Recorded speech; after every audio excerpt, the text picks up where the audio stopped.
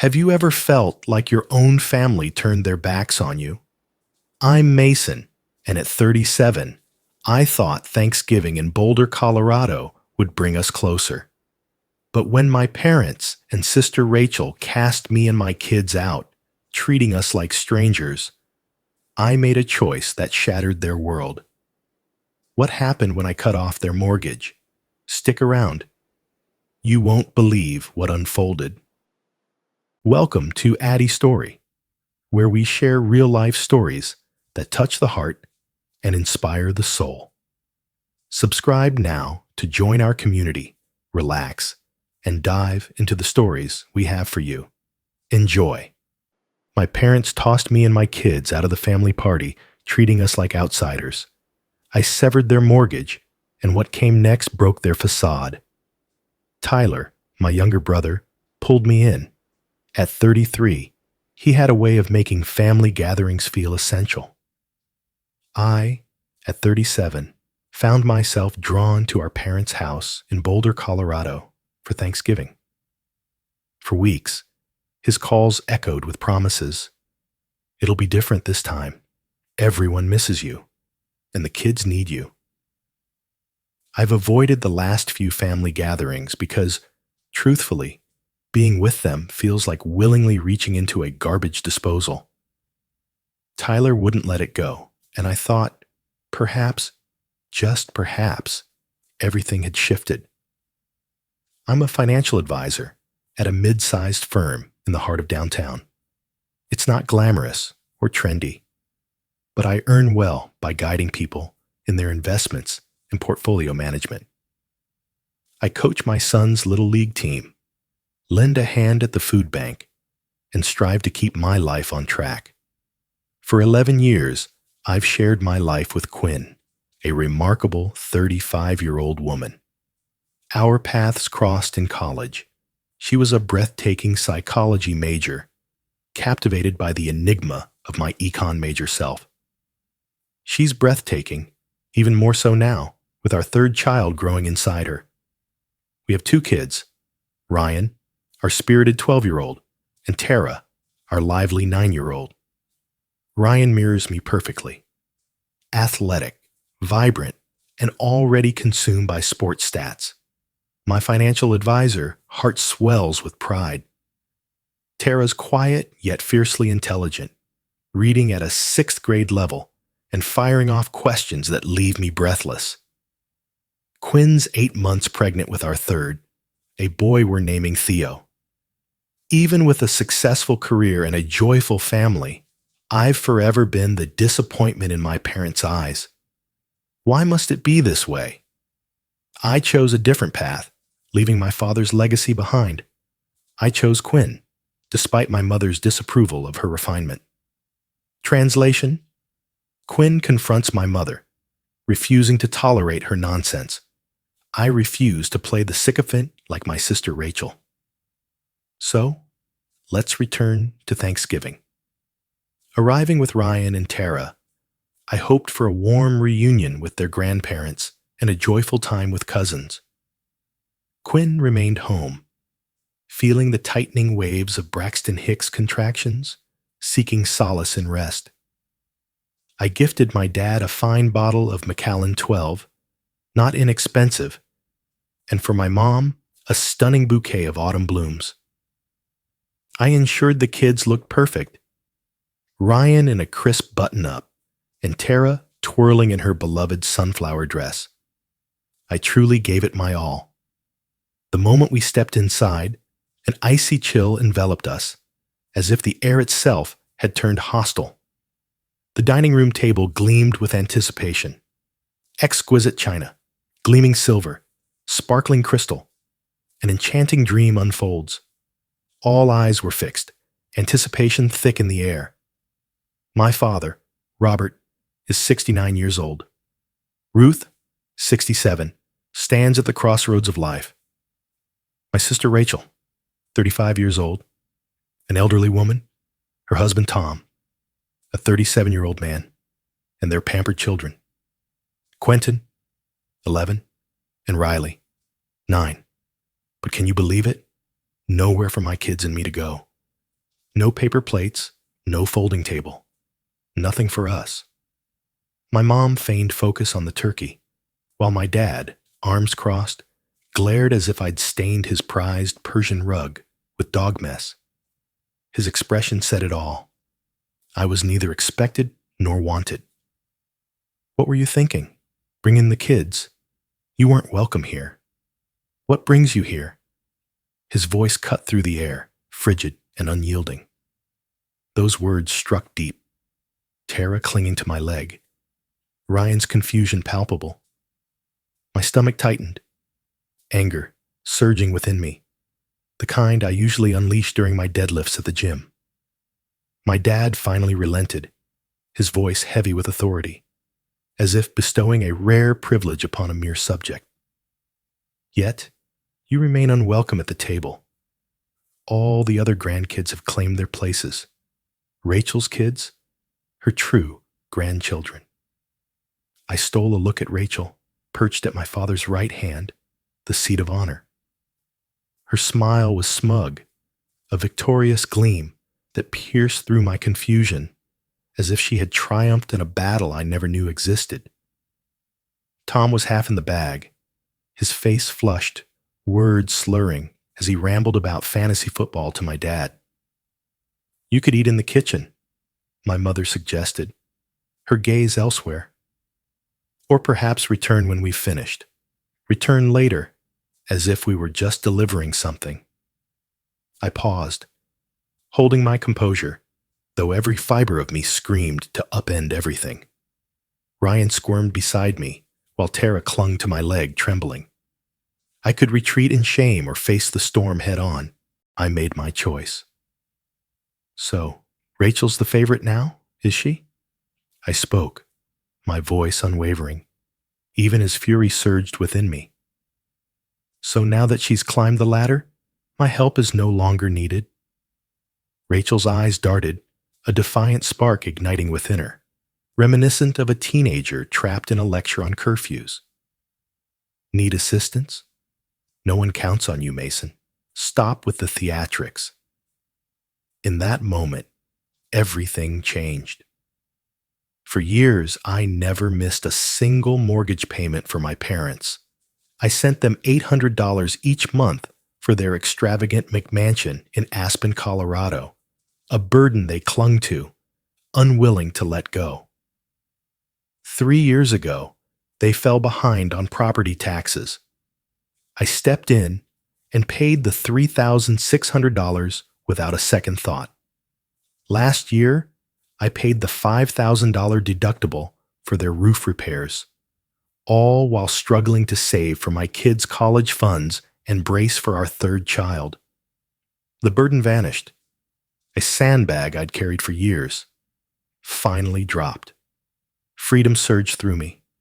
A genuine smile broke free, lighting up my face. That's great, I said. No more mortgage payments to worry about. It's all on Rachel now. Their faces were unforgettable.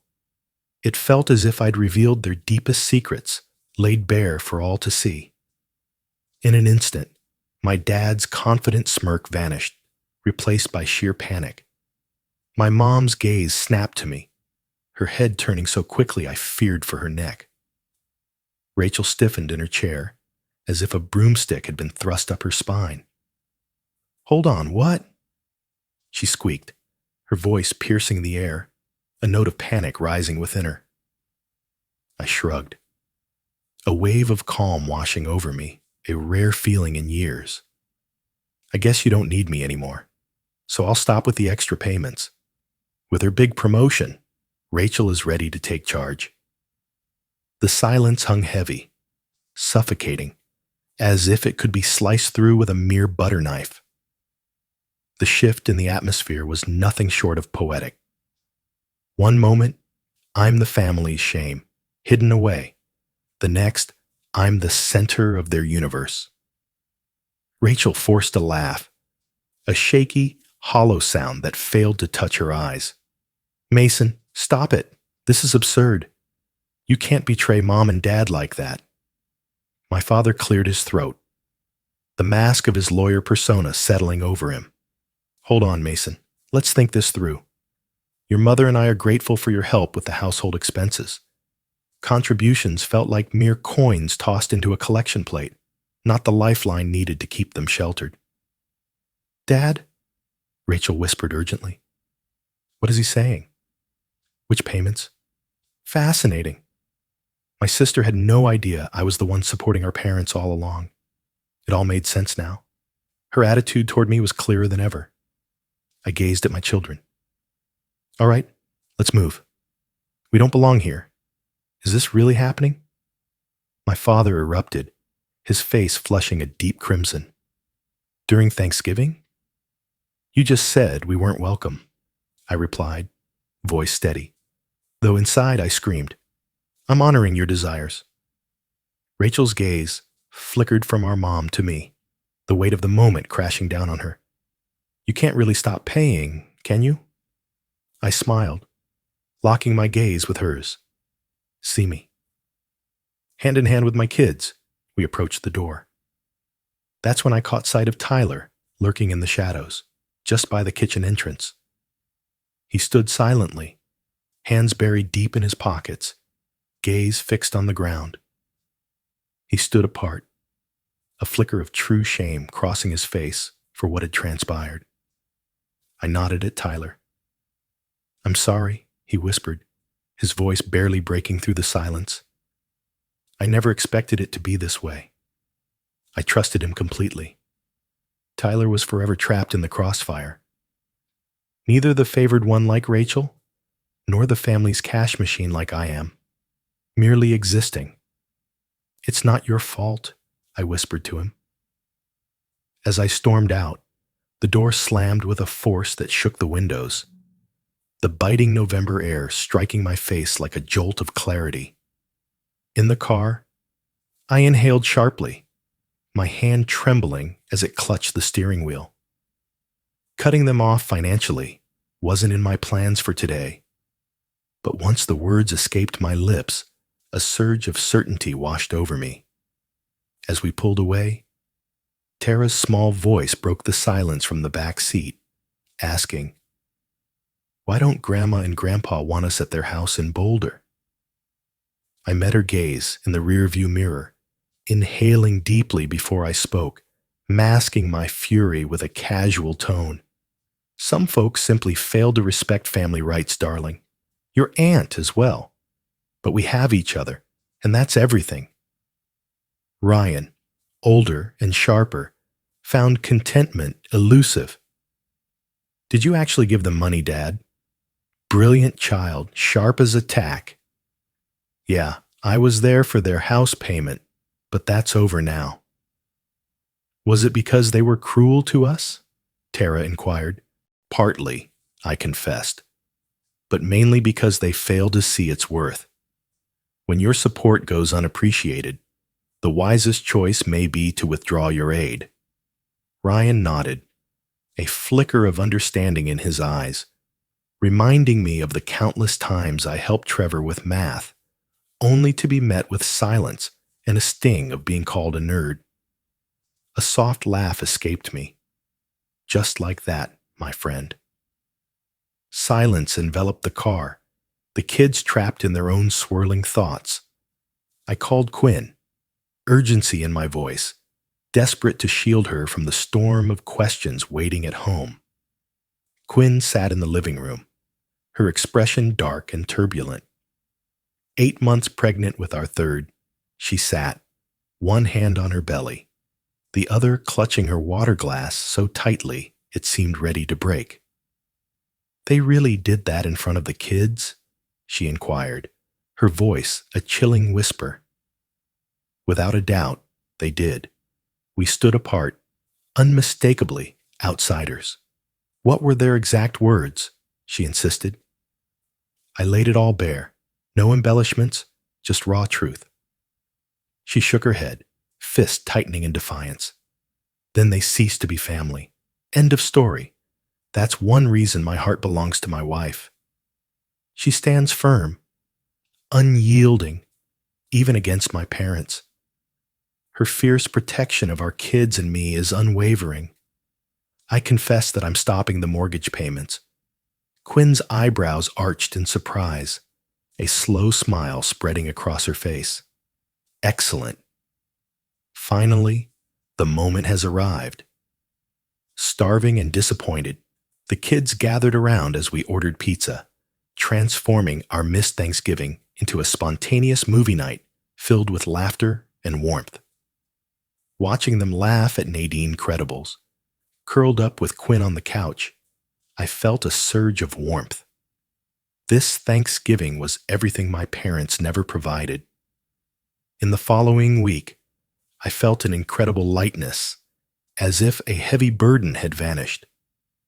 I stopped the automatic transfer to my parents' account, no longer wasting $800 each month.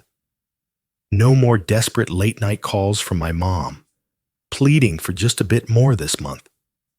No longer a walking cash machine, just us, my kids, my pregnant wife, and the anticipation of our new baby boy. The guilt never came, no matter how long I waited. I felt a surge of lightness, a rush of happiness. I redirected the money meant for my parents into our baby fund. I pushed myself to the limit at the gym that week, pouring every ounce of my anger into each deadlift. Setting a new personal record of 385 pounds was exhilarating, especially knowing I was securing our family's future. My parents reached out several times in the days following Thanksgiving. I ignored the calls, letting them slip into silence.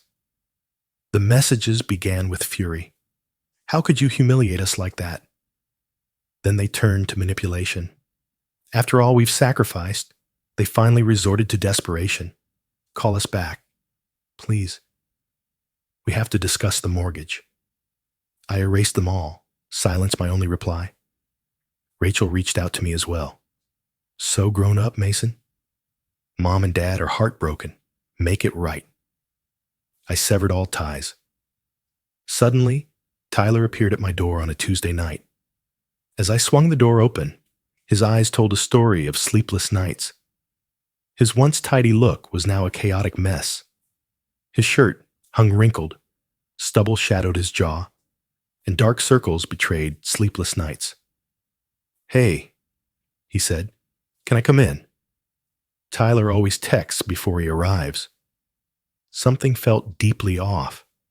I welcomed him inside. He sat at the kitchen table, hand trembling over his face, before the silence shattered with his words. Rachel's world shattered with the loss of her job. Laughter burst forth, shattering the stillness of the quiet kitchen. So soon?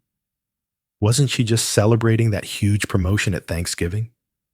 "Yeah," he said, gulping down his soda. "Yesterday they let her go. She's utterly trapped."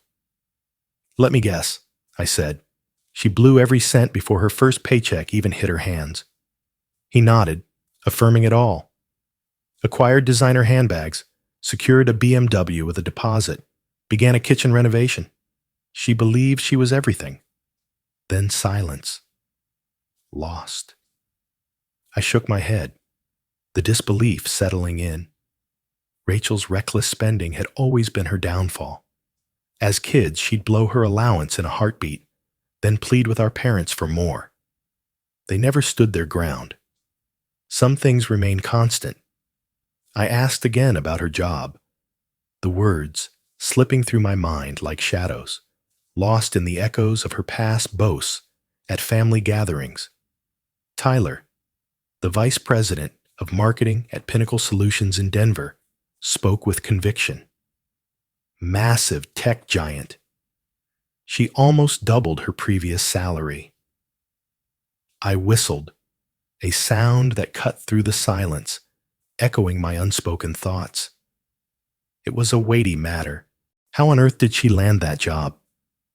Last I heard, she was just a mid-level marketing manager, completely unversed in tech. Tyler's gaze pierced the table. That's the heart of the issue. She may have stretched the truth about her qualifications. Her resume was a web of lies, and I unraveled it. He confessed, almost breathless. Yet that's just the beginning of the nightmare. My eyebrow arched, curiosity igniting within me. What are you saying? She was let go, he whispered, as if the walls might hear us. She found herself entangled in dangerous secrets. She believed they were more than just colleagues, her new boss igniting a spark of hope. He was stealing from the company, and somehow Rachel got caught in the chaos. It's irrelevant if she was aware. She's trapped. She's lost everything. Criminal charges loom over her. Holy hell, I gasped, utterly taken aback. I always knew Rachel craved status, but I never imagined she'd go that far. No way, Tyler replied, his head shaking in disbelief. He was draining the marketing budget, funneling money into phantom vendor accounts. With Rachel approving these expenses as the new VP, it seems she was complicit. Could she be? I demanded, unflinching. Tyler shrugged, a flicker of indifference masking the storm within. She insisted she was unaware, that her trust stemmed from their intimacy. But who can truly understand Rachel? She craved the quick path to triumph. What does this mean for me?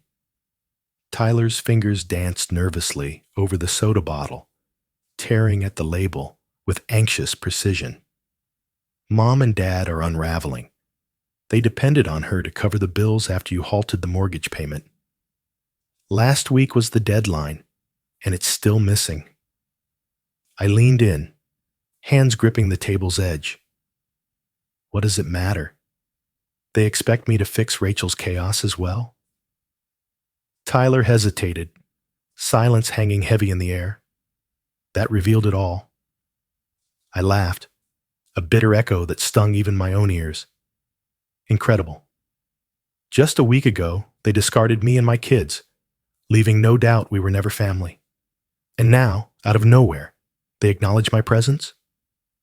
Tyler sighed, his weariness cutting deeper than mere fatigue. I'm not saying you have to care, but you need to be aware of what's going on. Absolutely, I answered instantly. It's their turn to find the answers. Tyler's gaze pierced through me. You're not serious. Absolutely, I replied, my grip tightening around the crushed soda can. Their choice was made. Rachel's laughter pierced through me. Dad forced us out the door, urgency in his eyes. Mom turned away from my kids, unable to meet their eyes. Did they really think I was nothing? Now, they will experience the true weight of emptiness. Tyler's gaze fell, a muscle in his jaw quivering. I understand, deeply. Don't waste your time on them. Yet, I urged, sensing the silence speak. He confessed it's still painful to see their panic. Dad's chest aches. It's terrifying. Mom's tears won't stop. Rachel's drowning in her own despair. Chaos reigns. A sharp pang pierced through me. Not guilt, perhaps concern, yet I shoved it aside. Not my chaos, not my burden, I declared. Tyler's nod was deliberate, heavy with unspoken weight. Understood. We lingered on lighter subjects, but the weight of unspoken words hung in the air. His job at the firm, the baby preparations, the tumultuous dance with his girlfriend. As he walked away, a weight lifted from him, as if the shared family drama had set him free. Thanks for having me, he murmured at the door, a weight in his voice, and for hearing. Whenever you need me. I meant it. Tyler was never the issue in our family. He was caught in the chaos. His words echoed in my mind long after he was gone. Rachel stands on the brink of criminal charges. My parents are struggling to keep their home in Aspen. A catastrophe, undeniably. For the first time, the chaos wasn't mine to mend.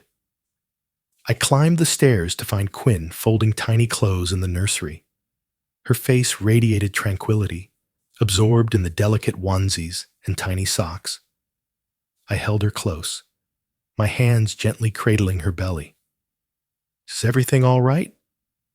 She leaned back against me, her question hanging in the air. Absolutely. I meant every word. All is well.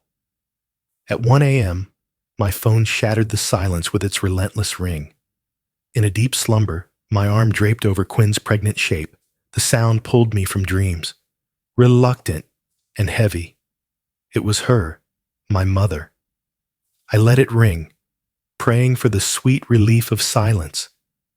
It rang once more. Once more. Once more. I turned away, the screen flickering to life, its haunting blue light spilling shadows across the ceiling. Half asleep, Quinn whispered, her voice barely breaking the silence. Who is it that's calling endlessly? I silenced the phone, my mother's voice fading away, her brow furrowed, eyes shut tight. Now?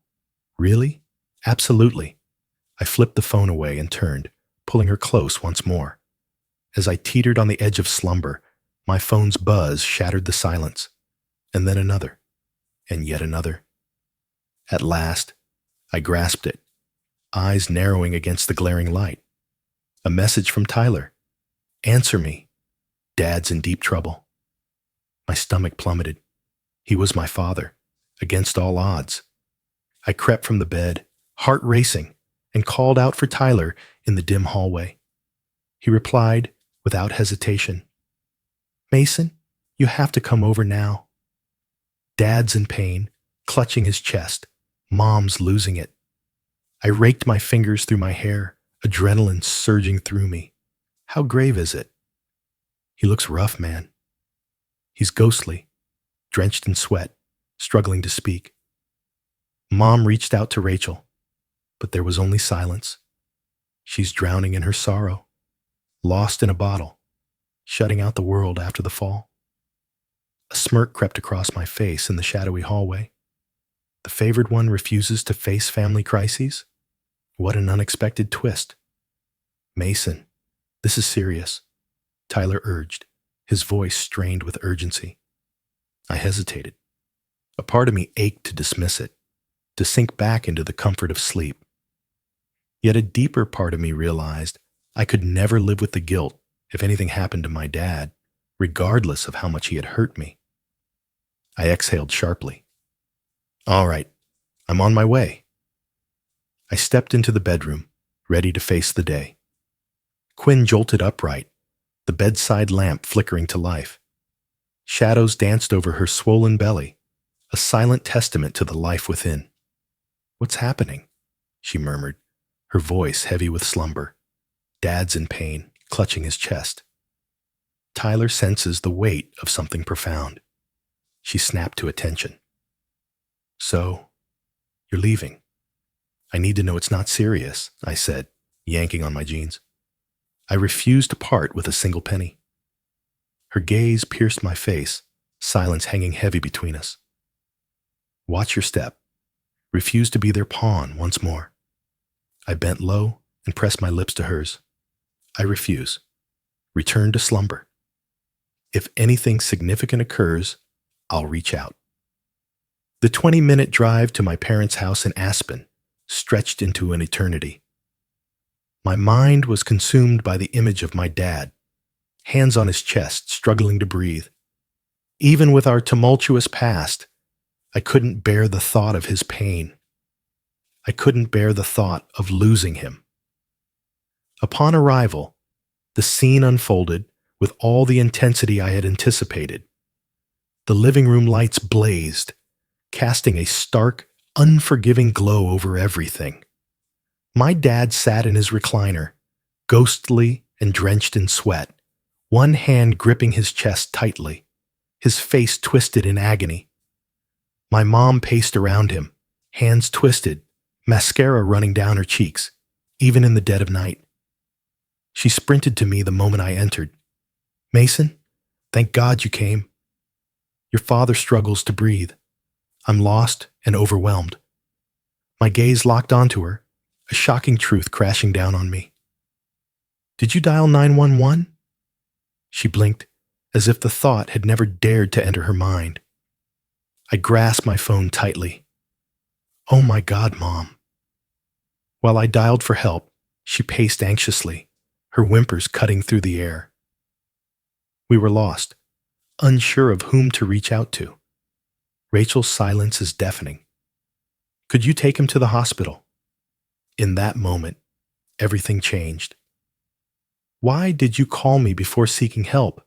I asked, my eyes locked on her face, searching for answers. She turned her gaze, avoiding my eyes. Confusion engulfed me. "That's nonsense," I stated plainly. "You reached out, expecting me to make it right, just like before." She accepted it, unflinching. The paramedics burst in, a whirlwind of calm amid my parents' chaos. They rushed to my dad, connected him to a monitor, and scrutinized him intently. One of them faced me. "It's not a heart attack," he said, his voice steady, yet the weight of his words hung heavy in the air. "His blood pressure is alarmingly high. 190/110. We're on the edge of disaster. We're admitting him for overnight observation and starting medication." I nearly burst into laughter. I can feel the source of the stress lurking just beneath the surface. The paramedic's gaze pierced through me, heavy with unspoken understanding. Family turmoil ignites these episodes, particularly during the holidays. They rushed him into the ambulance. My mother gripped my arm as if her life depended on it. "Mason, please," she begged, her tears flowing freely. "Follow him. I can't drive at this moment." I gazed at her, her hair tangled, her face stripped of the mask she always wore. She appeared frail, a shadow of her former self. Yet, I recalled how she couldn't bear to meet my children's gaze just a week prior. "Tyler can take you," I said, gesturing to my brother, lurking in the shadows. "But I need you," she pleaded, her grip tightening on my arm. "Just this once." "Why?" I asked, my curiosity burning within me. "A week ago, I was invisible at your table in Aspen. What has shifted?" Her eyes burned, swollen with unshed tears. "We're desperate for assistance. The bank reached out today regarding the mortgage. Payments are overdue." The words pierced through me. A week ago, I was invisible to her. Suddenly, I was their last chance. I locked eyes with her and whispered, "No." I turned and left, her desperate calls fading into silence. After years of confinement, a rush of freedom surged through me. For years, I clung to the belief that my grip was all that kept my family from shattering. All along, I was just a pawn in their game. Driving home through the still, pre-dawn streets, a long-lost peace washed over me. The next morning, I was making breakfast when Quinn stepped into the kitchen, her pregnant belly announcing her presence before she did. She filled her glass with orange juice, eyes fixed on me as I flipped pancakes for the kids. "Just how bad was it?" she asked, her voice trembling. I shrugged, placing a flawless golden pancake onto the ever-growing stack. Not a heart attack, merely the weight of stress raising blood pressure. Her eyebrow arched, a silent challenge hanging in the air. "So?" I insisted, shaking my head as the batter sizzled on the griddle. She begged me to take her to the hospital. I insisted Tyler was capable. Her eyes filled with shock. "You really said no?" Just like that. "Absolutely." Stepped away, leaving everything behind. She approached, her lips meeting mine, our bellies colliding in a tender moment. "Your strength shines bright. Finally, they'll realize you're no longer their pawn." Ryan and Tara burst into the kitchen, pajamas askew, hair a chaotic mess from sleep. "Pancakes," Tara gasped, leaping onto her chair. Breakfast unfolded like any other, yet beneath the surface, tension simmered. Free from turmoil, unburdened by remorse, liberated from monetary worries. Only we remain. It was blissful. Once the kids were at school, I rushed to the gym. I had to escape my thoughts, and nothing cuts through the noise like a fierce workout. As I pushed the weight up, my phone vibrated, pulling me from the moment. Tyler, once more. Hey, I grunted, slamming the barbell onto the rack. Dad's coming home, he said flatly. He's on blood pressure medication now. He must find peace and escape the chaos. I wiped the sweat from my brow, the towel heavy in my hand. Noted. A moment hung heavy in the air. They're in deep trouble, Mason. I sat up on the bench, a heavy sigh escaping my lips. This can't happen again, Tyler. I get it, he rushed out. I'm not seeking your help. I'm just lost. Mom's considering a payday loan just to keep the roof over our heads. I flinched. Payday loans were a deadly trap. That's a disastrous choice. Absolutely, Tyler nodded in agreement. But in their desperation, I paused to reflect. As a financial advisor, here's my advice for anyone facing this challenge. They must reach out to the bank and lay bare the urgency of their plight. A payment plan could be within reach. They might want to think about putting the house on the market. It's beyond their reach. Tyler fell silent, the weight of unspoken thoughts hanging in the air. I've warned them for years. They refuse to hear. It's not your concern, I stated with conviction. Neither is it mine. Yeah, he said, his voice heavy with defeat. You're absolutely right.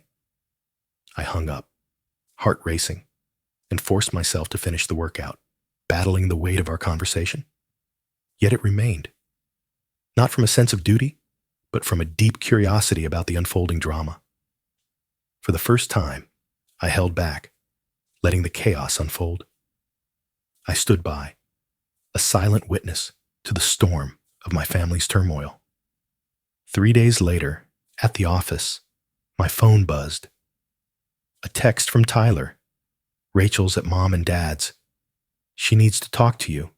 I burst into laughter, drawing a puzzled glance from my assistant. Absolutely not, I replied. Mason, hear me out. It's devastating. Utterly devastating. She stands accused of embezzlement. She and her boss face serious charges from the company. Jail loomed ahead, a dark shadow threatening to swallow her whole. I set my phone aside, my gaze locked onto the client file before me. Not my concern. Yet my phone wouldn't stop buzzing. She's in a dark place, fighting for hope. Her tears have flowed endlessly. Dad's struggle continues. Yesterday, the bank delivered the foreclosure notice. I responded. What does it matter, Tyler? They showed me my place in this family, unmistakably. A moment hung heavy in the air. Just come over. Listen closely. That's all I need. The message held my gaze, time slipping away. A part of me yearned to turn away, to preserve my escape from the poison of my family. Yet, a flicker of curiosity remained. What could Rachel possibly say to me at this moment? What could they possibly say? I shouldn't have, but I replied, all right. When the day ends. The day stretched on, heavy and relentless. My focus slipped away, consumed by the impending clash that loomed ahead. As I stepped out of the office, irritation and anticipation collided within me. I dialed Quinn as I drove. Tyler urges me to visit my parents' house in Aspen. Rachel wants to talk. Quinn's worry surged instantly. Is that really the best choice? I guess not, I confessed. I'm dying to know what they could possibly say now. Just remember all they've done, she whispered. Resist their control. I can't, I swore it. I'll be home for dinner. Just wait for me. As I arrived at the house, Rachel's car sat carelessly in the driveway, a silent signal of chaos within. A tire lies abandoned on the lawn, elegant. I inhaled sharply, steeling myself as I stepped out of the car, determined to seize control. They were desperate for me. They were unnecessary. I entered unannounced. The living room felt like a stage for a tragic play. My father sat in his chair, frail and old, a shadow of his once commanding self. My mother stood close, her hands twisting in anxiety. Rachel slumped on the couch, a shadow of her usual self. Makeup a chaotic mess, hair unkempt, clad in pajama pants and a stained sweatshirt. She stood up, eyes red and swollen from tears, the moment she saw me. "Mason," she whispered, her voice trembling. I lingered by the door, arms tightly crossed. "Tyler mentioned you needed to speak." She nodded. Desperation etched on her face. "Please, I need your help. We all feel it." Her hands swept through the space, a silent plea for understanding. I failed. I understand that now. I fell for the wrong person at work, and he... Her voice faded, tears spilling once more. My mother moved closer. "Rachel's in deep trouble, Mason. Yesterday, the police interrogated her, and the bank warns we have just 30 days before they seize the house." I laughed, a burst of joy piercing the silence. I was powerless to stop it. "So, you need my help now? After casting me and my children aside on Thanksgiving?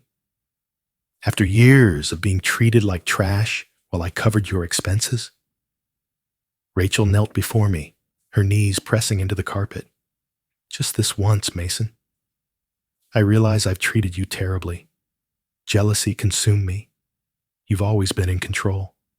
Success, love, joy, family. I longed for Mom and Dad's pride, just like they feel for you." Her words hit me like a thunderclap, leaving me breathless. Seriously? This can't be happening. I've always felt their disappointment. I've been nothing but a cash machine to them. She shook her head, tears cascading down her cheeks. "That's a lie. They praised your responsibility, your success, endlessly. I always fell short. I accepted the promotion, despite knowing I wasn't ready for it. I couldn't resist the pull towards my boss. I craved your life. I stole a look at my parents, searching for signs of yet another ploy." My mother joined in the tears, her sorrow palpable. "It's real, Mason. We never appreciated you enough. We thought you'd always stand by us, and we exploited that trust." My father averted his gaze. He gazed at his hands, a picture of despair. I scanned the room. My father averted his gaze, my mother wept, and Rachel knelt in despair. It was utterly heartbreaking. And yet, witnessing their downfall brought me no joy, only a profound exhaustion. "What do you truly seek from me?" I inquired, even as the truth lingered in my heart. Rachel brushed her sleeve against her nose, a fleeting moment of vulnerability. "I require legal representation. Powerful. Mom and Dad are struggling with the mortgage, and I need to step in until I can stand strong again."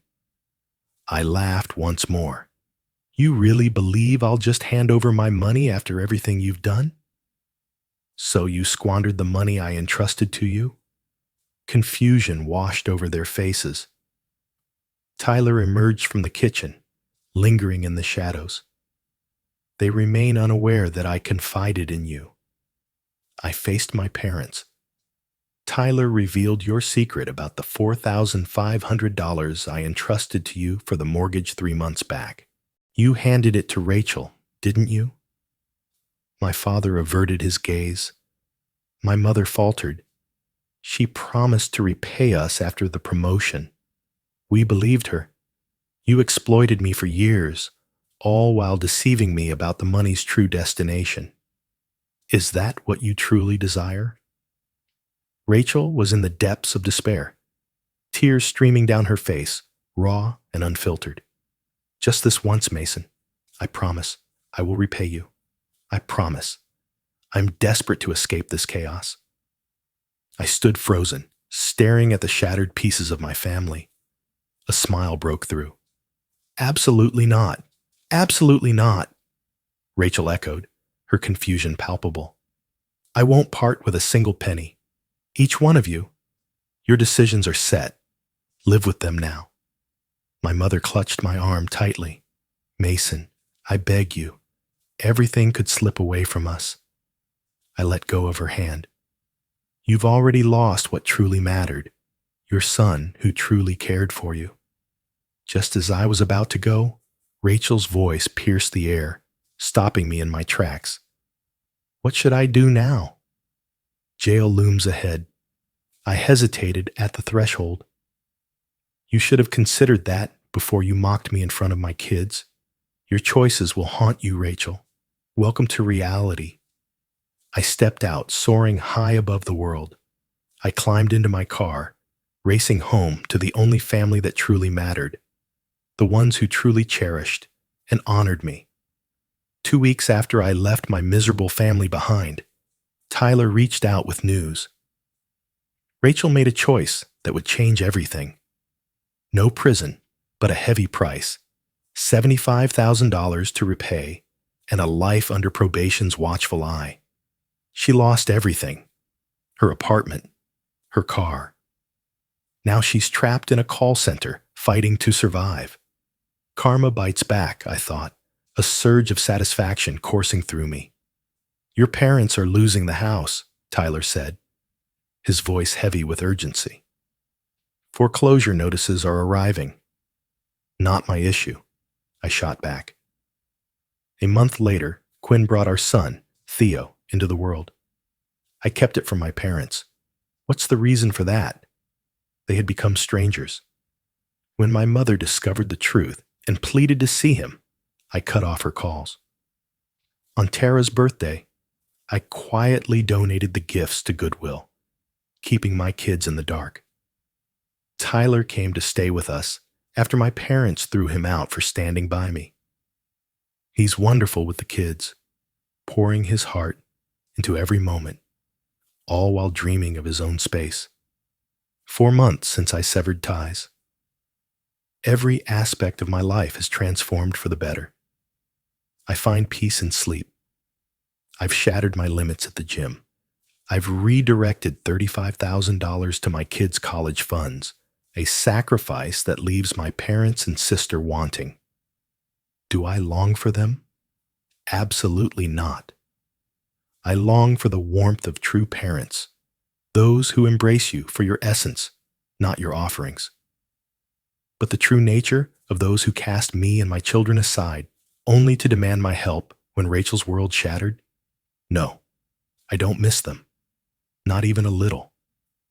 My true family stands before me. Quinn, Ryan, Tara, Theo, and Tyler, the ones who truly care for me. To those who think I should rise above and lend a hand, forget it. For years, I played the bigger man as they exploited my kindness. Thanks for watching this story on Addy Story. If you enjoyed it, don't forget to like, share, and hit that subscribe button so you never miss a new tale. Stay tuned for more, and until next time, take care and keep living your own amazing stories.